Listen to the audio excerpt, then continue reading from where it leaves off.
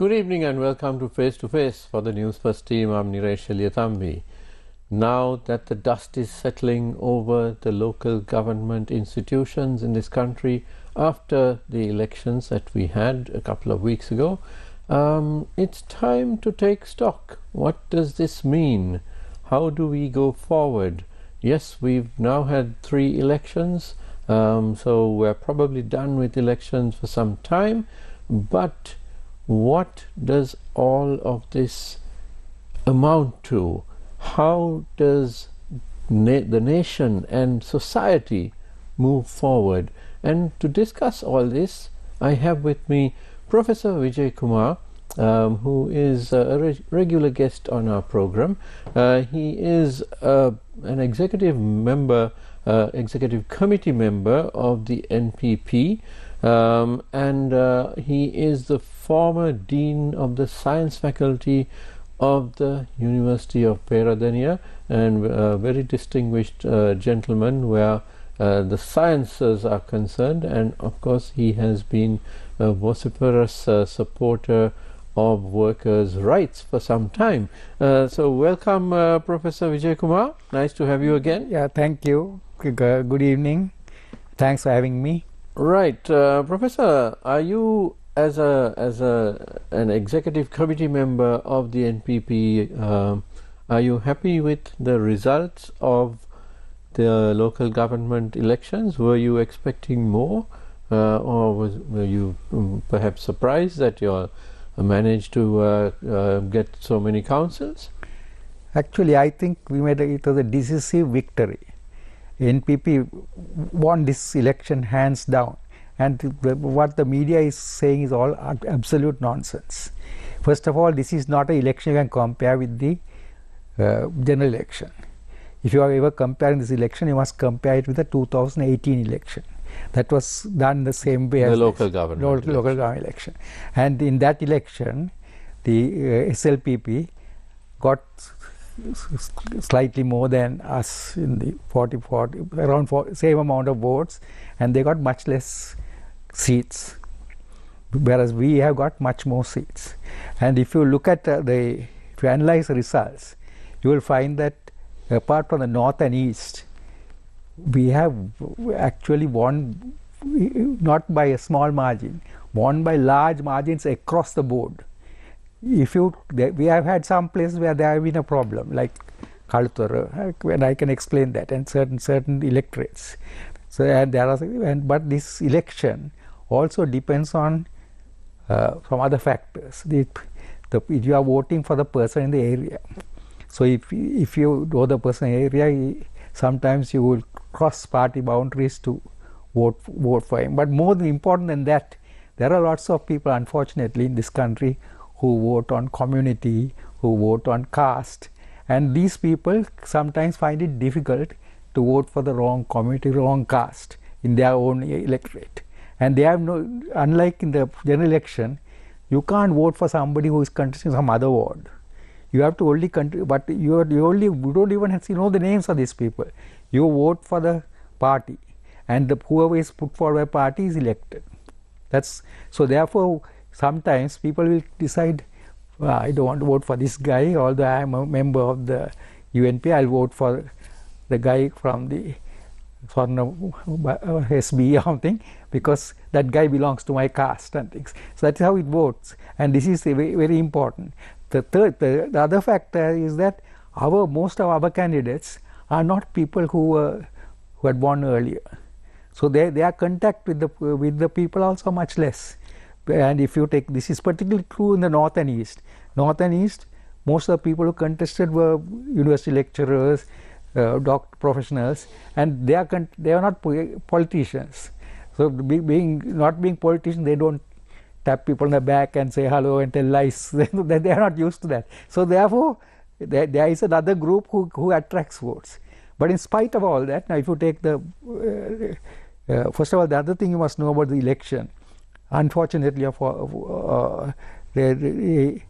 if you take the election, the system that works is that you first elect people in the different wards.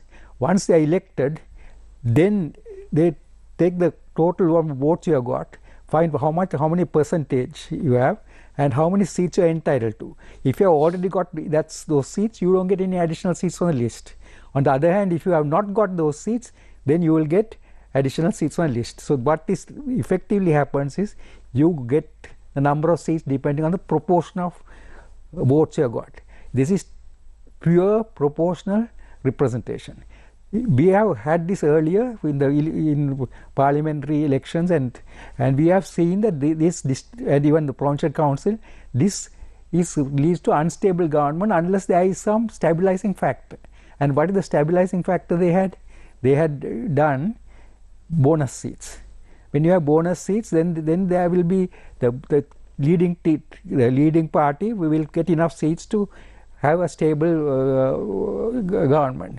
So when people talk about us having not got enough votes, who has gone down, it's all nonsense. We have done as well as SLPP did in 2018 when they were in their heyday, when they had Ranil and Maitripala were fighting each other, and we have done better than them. And the other thing is that wherever we have won in the south, we have always won by the next party. In almost all cases, I got less than half our seats. Whereas wherever the opposition has won in the south, we are very close to them. We have a difference of 1 or 2 seats. That's all that happens everywhere. Of course, there are particular areas, and we have also failed in one area, and that is that we have lost the Muslim vote to some extent. Now, the Muslim vote, there was a determined campaign, which I also got those social media messages, where there were a lot of fake news. First of all, they said this first time that there was no Muslim minister in the cabinet.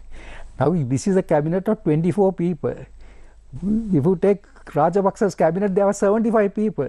He could accommodate any amount of people he wanted, and of those 75 people, all the money was spent by the Rajapaksa families.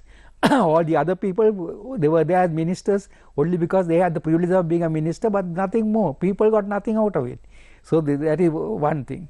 Another thing they said was that they are sending some lady who is actually a scientist, who had written a letter saying that against cremation, against burial. They are sending as an ambassador to Sweden or something. Another story, various stories were spread which are all not true. Then there was some of our candidates who had worked against that doctor in Kurunagala, the fallopian tubes. One of the people who complained about him were contesting. The person who was really behind that is Channa Jayasumana, and he's supporting the SB party. Then nobody criticized that. They had to find these poor people who were taken for a ride, offered money to go and so-called traveling expenses to go and register a complaint, and so there was a determined effort to reduce the Muslim vote, and they succeeded in the Kaluthar area, in Akurana and places like that, because there is really and the other thing about the Israelis, that Israelis are being given citizenship in that the problem in Arugambe. All these are lies, and we don't have a mechanism. We don't have enough Tamil proficient in Tamil social media people, especially Muslims, to counter these arguments. Well, that's one side of the coin, Professor. But on the other side, isn't it a concern that the NPP has lost a lot of the Muslim vote? Yeah, that's right. And also in the north, no, that's not true. Some of the Tamil vote. No. If you look at the history of this, when have any party got as much seats as we have got this time in the north and east, right? North especially. We have got lots of seats in the.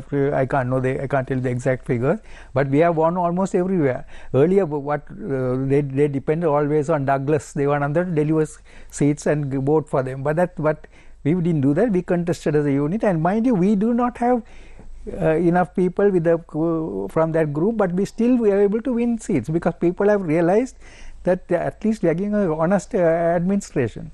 So whatever the story that they knew, including I know you, but people who have come here, for example, if you take this former man Marikar and Harsha Rajakaruna, they said we will face the ground realities on election day. What ground realities? We have won hands down. Well, then this guy Kariyavasam of the SLPP said, we are winning votes by lies, and now people have realized the lies. Watch and see what happens on election day. Nothing happened election day. Now they are trying to concoct a story that we lost votes. We did not lose votes. We have had minor things like this Muslim thing, but otherwise we have not lost any votes. We are doing pretty well, and I hope, because people have still got trust and confidence in us. And there's another story which that we are following the Ranil was the person who saved this country, and this chap is reaping the benefits. So Anwar Kumar, it's an utter rot. Ranil is like his uncle, neoliberal, one of the most neoliberal economists supporting neoliberal economy in this country. Now this guy did not have to make any choices. He just went to the IMF and he did not negotiate. He accepted whatever the IMF said. If the IMF asked him to stand on his head, he would have stood on his head. That is a thing. This guy never negotiated, never did anything for the people, and we are left. The NPP is left with the problem of certain agreements he has made with the with the IMF. And the IMF is not there to save us.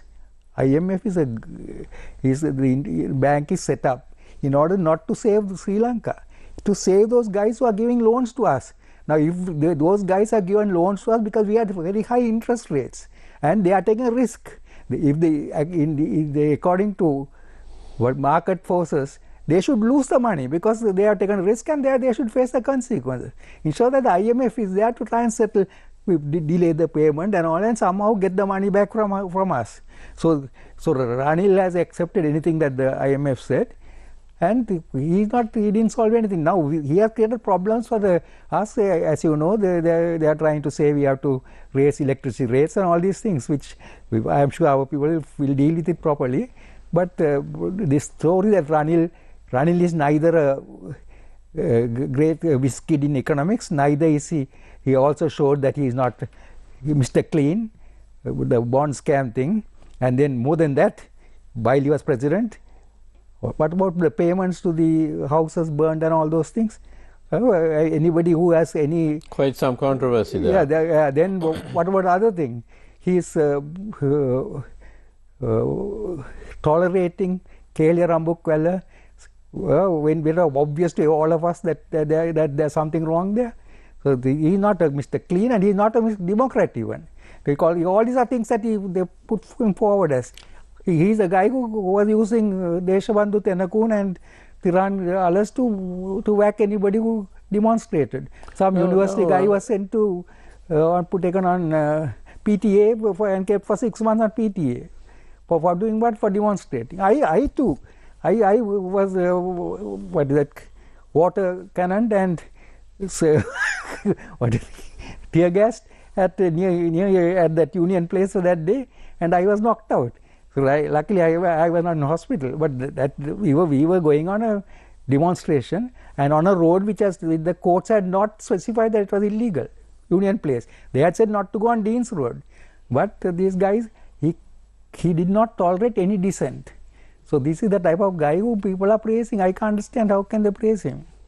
Now, speaking of former President Ranil Wickremesinghe, he's once more in the news where he has been chairing meetings of the opposition parties to try to wrest control of local government bodies, including the CMC. What do you make of that for a former president to be sort of coordinating? Good for him. He can dream on, but we know what he's capable of. If you remember when Sirasa was here, the UNP their list was cancelled, and they got round another group, and said, we will support you, give us some seats. And they agreed. And ultimately, we had a three-wheeler driver, nothing wrong with three-wheeler drivers, as mayor of Colombo, thanks to Ranil. So if they want to have that type of situation. And that particular mayor then crossed over to the Rajapaksa camp. Really, I don't know that part. So, but then he did not get anywhere after that. Right. So you're not very. You're not taking it very seriously that the former president is. No. Former president, he has been incapable of getting 4% of the 5% of the vote, or no, 2%. No? How much did he get? I think it was less than 3%. Less than 3%. I mean, I mean, will people listen to him? I don't know. I mean, he will also, as has happened earlier, he will be the one who is played out in these negotiations. Now, of course, there could be a possibility that we may not get some of these provincial councils. We might lose it, even though we are local government, although we have the main largest number of seats. But this is a problem with the system. We can't have this system going on like this, where it is a totally proportional representation. We must have some stability, and to get stability, there are one or two things they can do. They can either give 10% of seats as bonus seats, or even better thing would be to instead of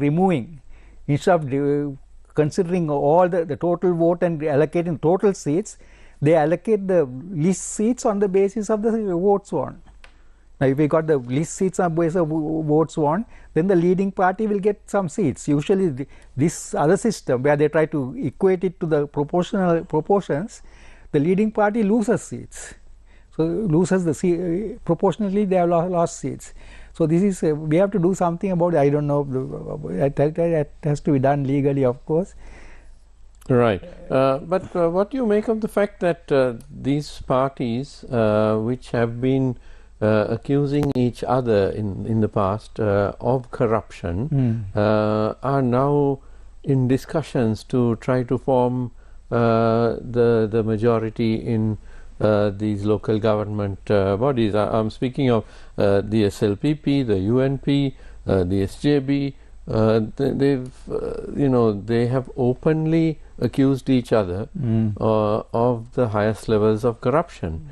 And here they are meeting, coordinated by former President Wickremesinghe. What do you have to say to that? Well, it's a very obvious thing is birds of a feather flock together. And this is a problem. Most of the people who have been in politics have got used to this corrupt system, right?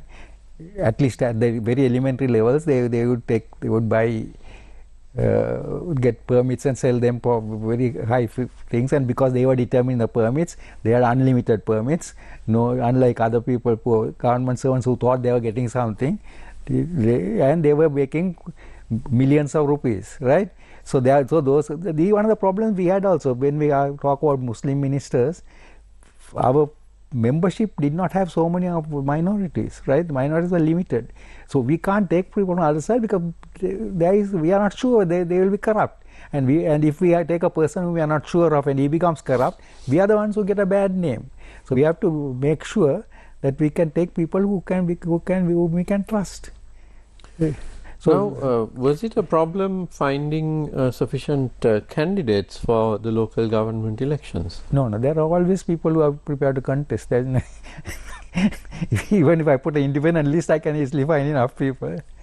I can remember a long time ago, I was a guy, one of my friends actually, Vijaya who decided to put an independent list for municipality, and there was a picture of him in the papers on a wall, getting on the side. So there are people who are prepared to say, in the hope that they might get in. Not even that, just for the publicity, I think.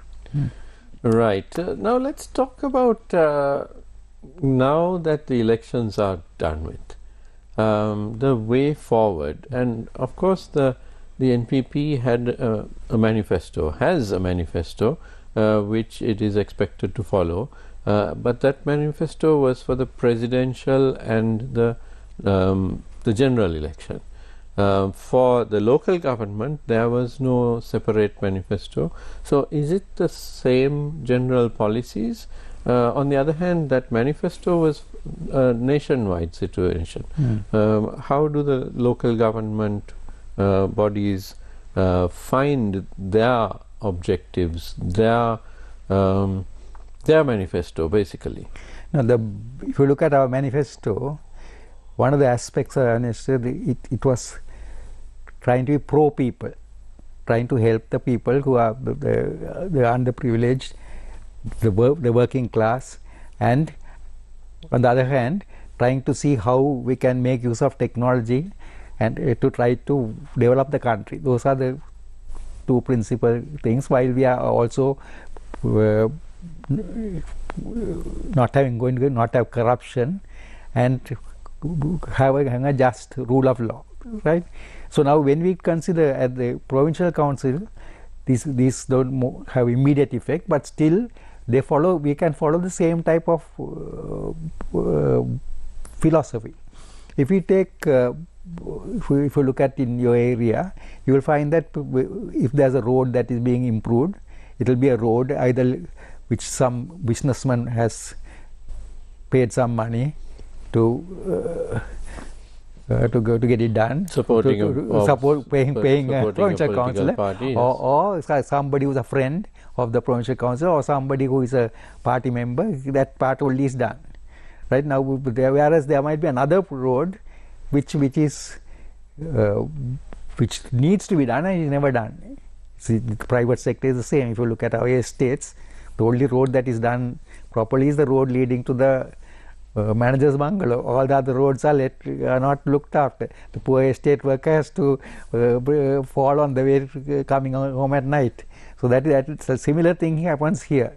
So under the NPP thing, there will be more justice. People will be, it will not be going to people who, it will be not going to the greedy but to the needy. That I think would be the philosophy that we would have, and we have to keep we hope that by the end of the 4-year period, we would have improved the particular province, pradeshi or the municipality, and also we would have got even more support from the people to easily win the next election, because at this time we suffered because people did not know our people.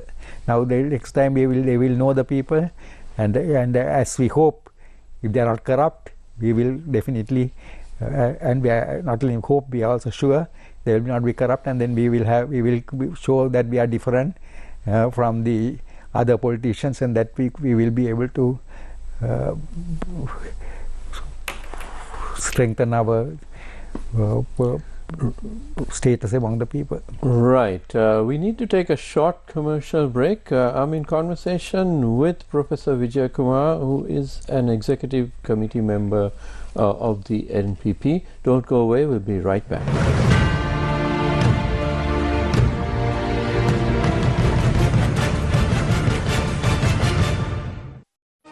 Design is like music. It's a whole orchestra. The dots, the lines, the dashes. It's a whole symphony. It has to feel good. Come on a fantastic discovery of design as Anthony Burke meets designers from Mumbai to Yogyakarta, showcasing groundbreaking works. This is me, this is my creation, this is my life. Culture by Design. Saturday at 6 p.m. onwards on TV1. Your name, your unique talent, your phone number. To Sri Lanka's Got Talent PO Box 100 Ratmalana or WhatsApp us on 076 599 7788. If you do not perform, or if you have not performed, and if you do not perform, this is a protest vote we are going to place, and that signal, that protest vote will go down very well, because the government will know that their popularity is coming down and they will have to arrest him. This government needs checks and balances. You can't say only winning parties announce their candidates. It has been time and time again where, candidates are chosen. Our police is still being restructured and reformed at the moment, and that is part of the reason. But I also think organized crime is a bit unsettled at the moment. Face the Nation every Wednesday at 9:30 p.m.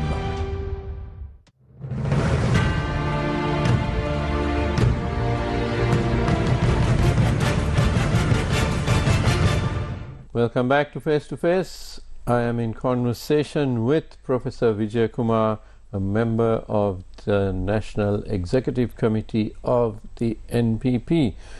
Professor Vijaya Kumar, now what happens if some of your Pradeshya Sabhas go bad? And I say this because this is Sri Lanka. These are all Sri Lankans. We are South Asians. We're human beings, and not everyone is perfect. At some point, somebody is going to be less than perfect. The enticements are enormous, after all. We're talking about tens of millions of rupees. What happens? What is the process if a Pradeshya Sabha chairman takes a bribe? How is the public to action this? Is it just through, just to go to the police, which of course people don't do, because usually the politicians of an area are hand in glove with the police. That may not be so now with the NPP in office, but that reputation of the police is there. I mean, a former IGP, when he was in office, said that 93% of OICs of police stations were handpicked by their area politicians. So going to the police to complain about the Pradeshya Sabha chairman is not going to happen, or is rarely going to happen. So what's the mechanism? I mean, do you have to come to Colombo and talk to the Bribery Commission, or is there a mechanism within the party where people can come and complain and say the Pradeshya Sabha chairman of this local authority has taken this bribe? Of course. Now, first of all, I hope that will not happen. I don't think it will happen, but anyway, if there's the odd case, we have district committees, and if there's any allegation, they'll come up there, and then they will do an internal inquiry, and then of course we will take action. That the rule of law will be followed, and also the people are now a little more frightened to take bribes, I think, because they know that it's very difficult to escape. The Bribery Commission also has become more proactive. So hopefully, first of all, I don't think that situation will take place. But in the old system, if you take 2018 election, how did the SLPP get control of all these Pradesh Sabhas? Because Mr. 10% gave maybe 0.001% of his 10% to Pradesh Sabha members to cross over. Now we don't do that type of thing, right? We have some sort of decency, maybe honesty. Ethical politics. We are not prepared to. We are not going down to that level. If of course other people do it, the people have to face the consequences. Because I mean, I don't. As I told you, wherever we have lost, we have wherever we have got the main number of seats, others are low down. So they have to get all the other groups together, and especially independent members will need some sort of position or something. All that has to be done, which is very difficult for them to do it. I don't think it will work out. But if it happens, and also if we have a pro-people policy, it will be very difficult for the opposition to go against our budgets and things like that, because we are going to make sure that the opposition to pro-people policies will be publicly known. I feel that we will have a new female mayoress of Colombo. Furai will be the mayoress, I'm sure. Now, you speak of pro-people policies, but in the past, local government authorities around the country generally just did the day-to-day humdrum work, or did part of it and neglected part of it, and there was, I mean, very few localities can be said to have been developed by that Pradesh Sabha, that municipal council. It's just, you know, if you look at these areas 10 years ago and compare to what it is now, there's not much difference in most of these areas.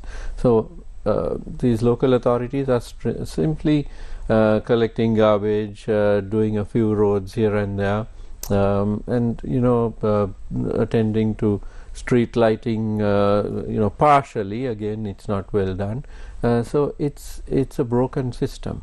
But what is the vision of the NPP for the local authorities going forward? Is it still going to be just, you know, take care of the garbage a bit better, perhaps, you know, make sure the streets are lit and the roads are repaired? But is it just that, or is there a greater vision for each locality to flourish, to move forward, you know, for new projects to be implemented, which would elevate the living standards of the people? And I'm talking about, you know, especially the women, the children, those communities. Actually, if you look at the situation, there are three problems. One is probably the amount of income that they get from rates is not enough.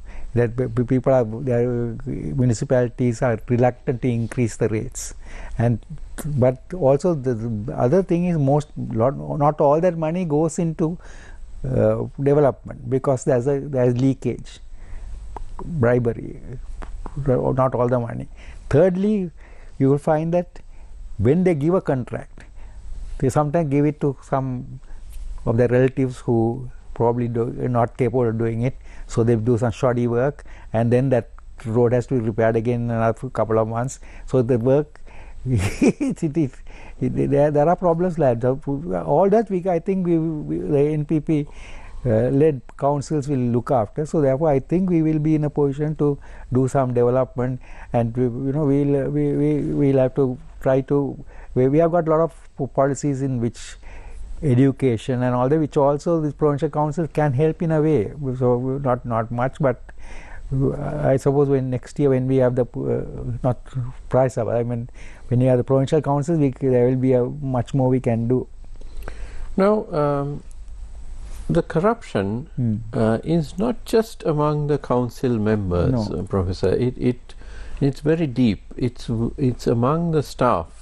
I know. Of the local authorities. I'm talking of the PHIs, the TOs, the technical officers. I mean, this is common knowledge.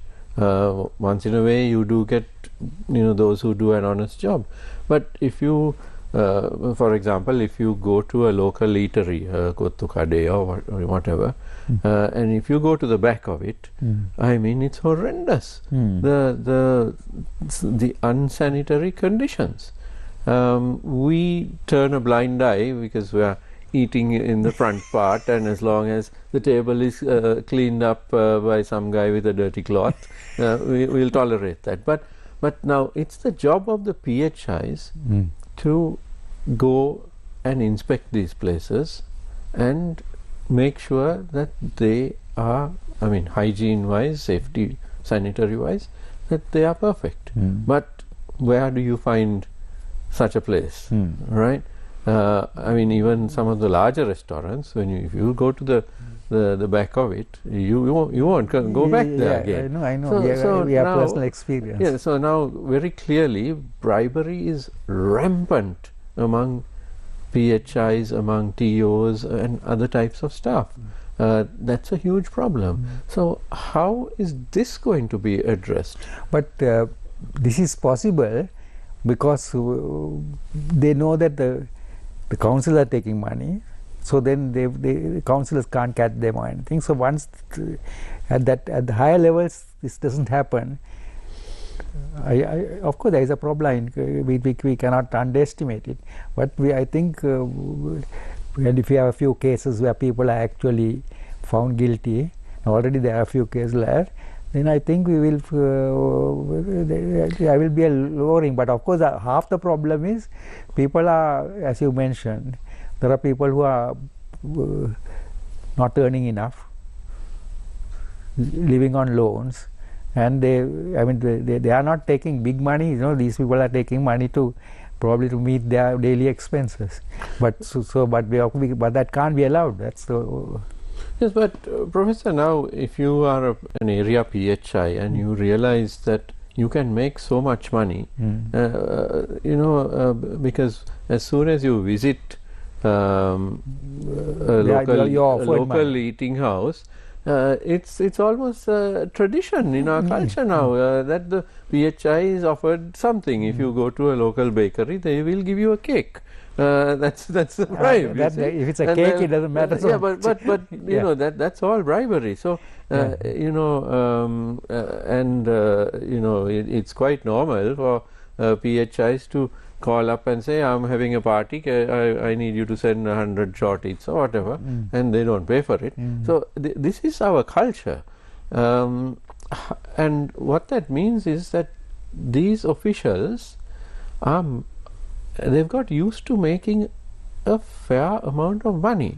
I mean, if their salary is, let's say, 60,000 rupees, they may be making 10 times that on the side, underhand methods, which are actually the most common method now. So you're asking them, society now wants them to go back to that salary. Is that I don't understand how it's going to happen, and we want that to happen. Yeah, but I can understand what your argument. It is true. It will be very difficult to get it done, but let's hope that we can do something about it, because it is so embedded in the system. Yes, that there must be some we have to take some radical actions. There to be concerted efforts to identify a few people and make them an example, and then of course the media also can give a lot of publicity. So then the people. The media, Professor, has stood up for this country. You know, many media houses. I won't say all, but if you know, when you look at the arms of democracy, if you look at the executive has failed us over the decades. The legislature has failed us. Religion has failed us. Media has somehow stood up as far as it could, and media is the least powerful, because when they send the white van to our house in the middle of the night, there is no one who is there to help us.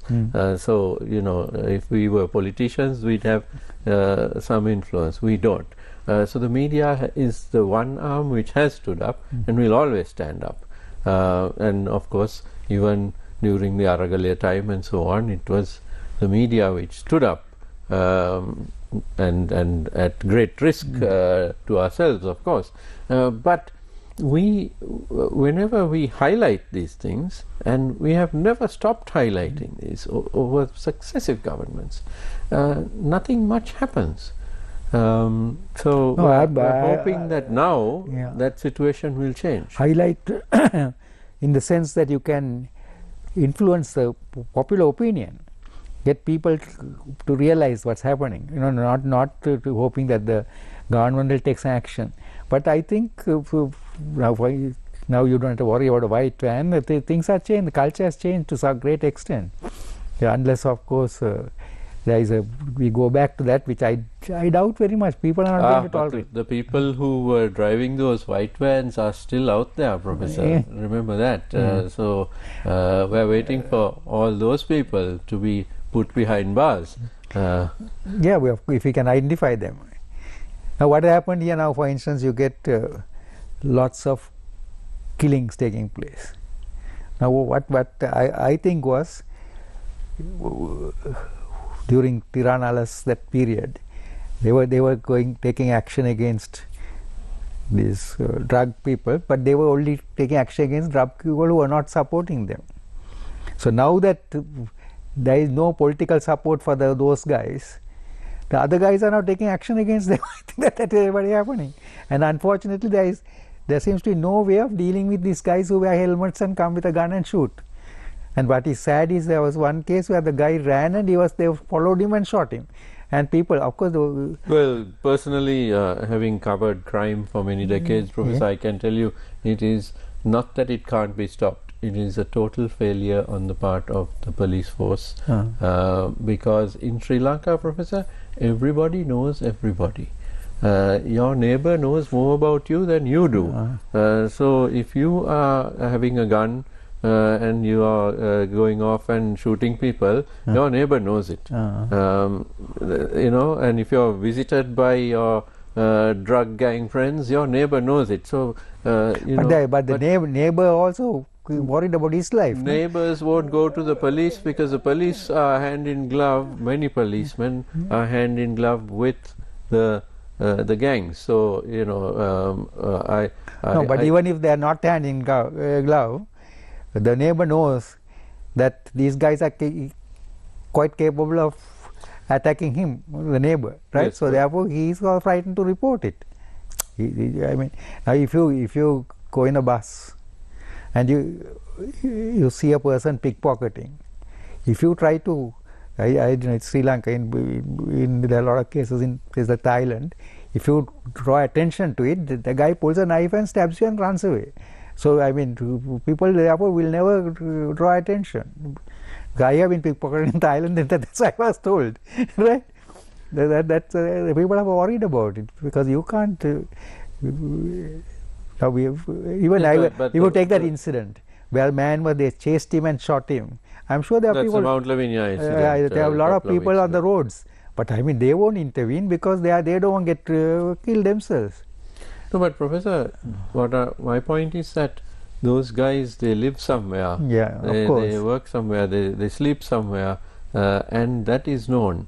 And even if you knew it, you're not going to the police because you are worried that the police will turn around and tell the gang, and then that's the end of your life. So, which has been a common occurrence. Hopefully that will change now. But now again, you can't blame the government, the NPP or anything like that, or the president. You have to deal with the police. So hopefully that is happening. But the fact that we are still having all these killings means that it hasn't happened effectively yet. Otherwise, and also there is an effect of the wars. You know, we have a lot of soldiers, well trained, who again can make much more money by being hitmen rather than doing a job of work. And the helmets allow them to do it anonymously. I mean, you look at there are pictures of them, but you can't know who they are, and they look like young guys, very young guys who are carrying T-56 openly and shooting and going. Police come after the event and they don't know who had done it. Well, I beg to differ about the. If you have a T-56, Professor, you can't hide it at home. Somebody knows about it. It's not a small weapon. So a pistol maybe. But again, this is it all comes down to who's controlling the neighborhoods, because you need the Grama Nilalaris, you need the local councillors to get involved around, getting involved. And you need the police walking the beat, going and visiting people, not in the middle of the night obviously, but they should know who lives where and what job each person is doing, and so on. And that way you can eliminate so many problems, but we don't have that happening. We had that system long ago, no? Where absolutely there were books where they had to sign on people. It's every other house or something. Exactly. So there were systems, and they've broken down. Now they are not there. I think the local politicians have a lot to do with this, because I mean, when was the last time your local councillor visited you? That doesn't happen. They get elected and then you don't see them for 4 or 5 years, and then they come back and say, can you vote for me? So and they don't come. They are allowed to come. It's a point of saying, who are you? We've never seen you before. So this is the problem, that everybody in government doesn't get. So what we are hoping for this new culture where the person elected will be constantly in contact with you, having committees meeting and discussing what is the job that has to be done and trying to get money for that and getting it done. That's how it should actually work. So let's hope that the new councillors will do their job properly. Well, I'll tell you what I'm going to do, Professor. Now, the 2nd of June is when the new councils will take office. July, no? And basically 2nd June? It's in June. And basically right after that I will be calling my councillors and I will let you know of their performance. Okay. So and hopefully other citizens will do exactly the same, because otherwise we don't want councillors who are just going to do what the old councillors did, which is basically nothing, and the few councillors at the center were making money, and then the whole system just fell apart. So let's all hope that there will be a new culture. You can tell me after we are not going. Nothing going to happen in June. You have to wait till about August to see whether anything happens. We'll give a few months, but the next time you're on my show, I will tell you that this is the response, and let's hope for the best. Now, how do the local councils blend in with the national policies? Now, with the legislature, the 159 MPs, the party has a good rapport, a good control over the 159 MPs, who include the ministers and deputy ministers. But with 3,000 to 4,000 councillors, that's not possible. No, we have a system where there is always a district committee. So it's a district committee which is going to control the local government councillors. Right. A district committee which will discuss any problems with the district committee members. If there is any problem in the area, we'll bring it here and then it will be discussed and some action will be taken. And if there is something that the district committee believes has to be done, that also will come up, and steps will be taken to make sure that is done. So I think that now these other parties don't have this district committee.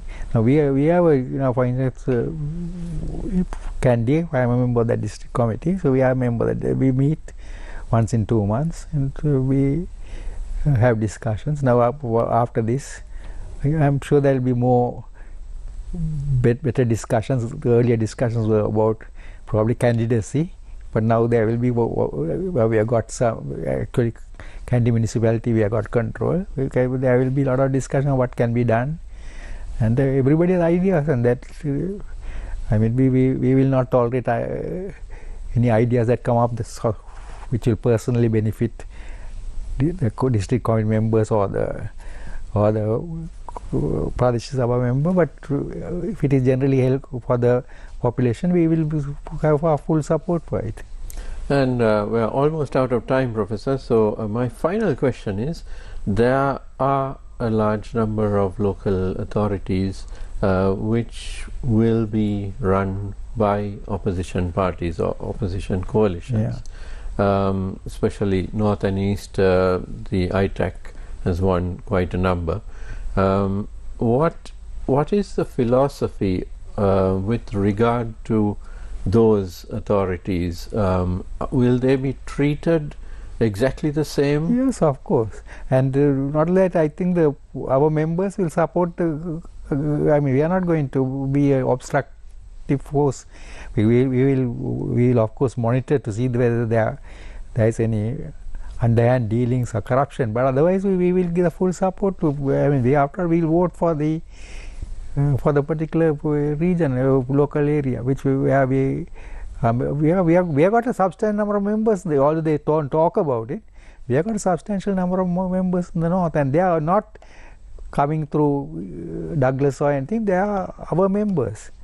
Unfortunately, I'm sure we would have got more members, because if our people had more contact with the people, that's a problem. Our professionals and that type of people don't have so much contact with the people, unless you are some doctors like the famous Chavakachari doctor, who was very popular, right? If you have to be very popular, then of course we didn't have anybody like that. Right, but it's up to the councillors to build that rapport. And when it comes to the next election, I'm sure we will win a lot of seats in the north and east. You're looking very far ahead now. Yeah. That's good to hear. Right, and I'm afraid we're out of time. My thanks to Professor Vijaya Kumar, member of the National Executive Committee of the NPP, for being with us this evening. Thank you very much. And thank you to you at home for watching. Don't go away, because news is coming up next. Have a great evening.